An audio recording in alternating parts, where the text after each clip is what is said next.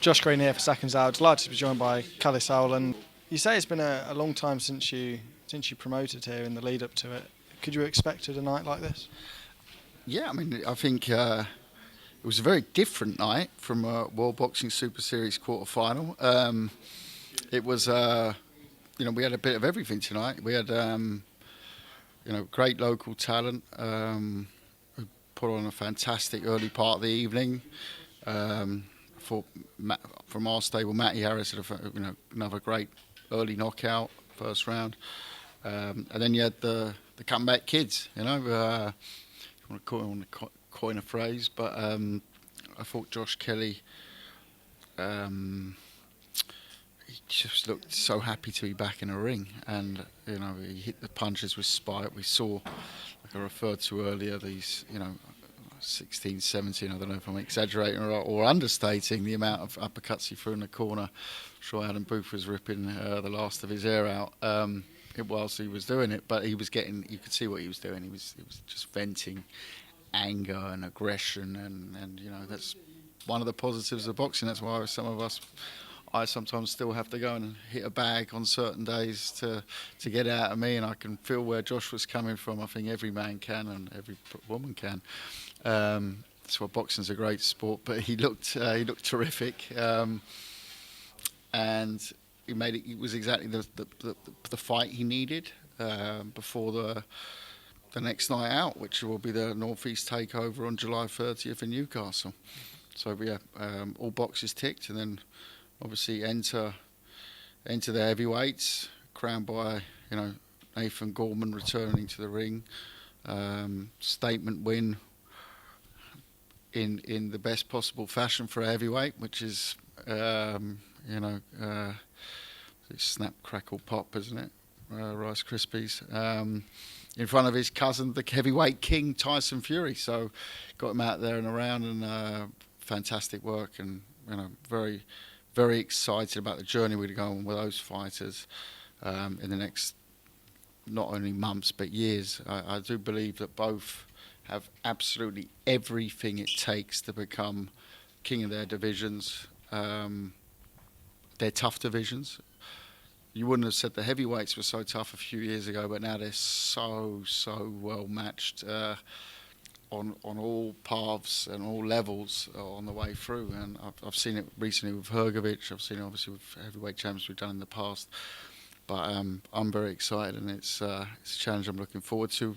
Josh, you can talk about 100 different names, well, maybe not 100, but at least 5 or 6 different names on the domestic level, which sort of half represents international level as well, because there's some very good names domestically.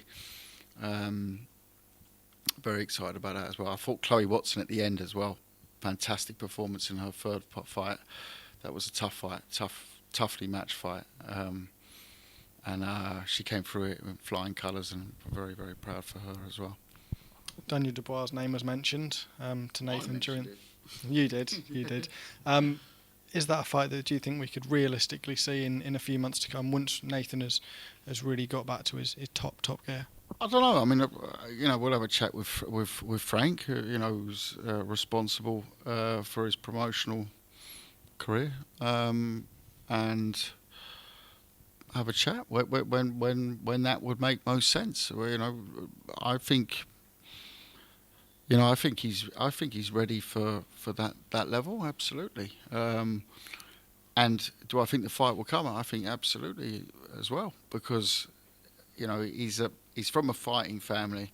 We saw his cousin Tyson here tonight, but he's from 300-400 years of fighting in his genes. And when you have an L on your record and you're a true fighting man, from my experience, having been around these gladiators for many years, the true ones, they want to go where it hurts. And Dubois is a great fighter. That isn't a name I throw out lightly to get a few headlines. I just think it's a natural name to shout out because he has an L on his record. We're not hiding from that. He was 22 years old, 23 years old at the time.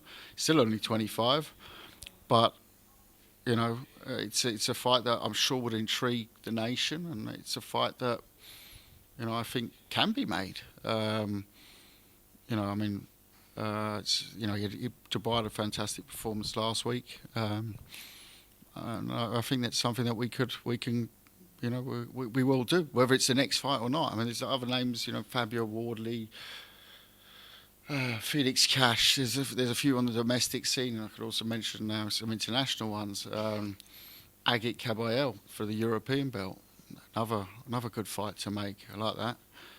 That came from TYSON, actually. He said that to me. He said, go for Agit Kabayel. And I said, yeah, no, I had a similar idea. So if TYSON and me think the same, then maybe it's a good idea to follow as well. There's lots of different options. That's a nice thing at heavyweights at the moment. You've got all those different options.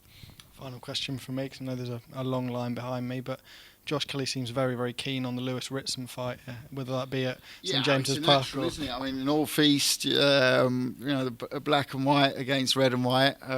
We all know what we're talking about. The North East, and it would be a very big fight up there. I also think there's other very interesting fights. And we'll see. It's something that we'll discuss with Josh and Adam, well, I wouldn't even say in the days to come. It will be probably later on this evening still. Cheers for your time, Kalle. Much appreciated. Thank you.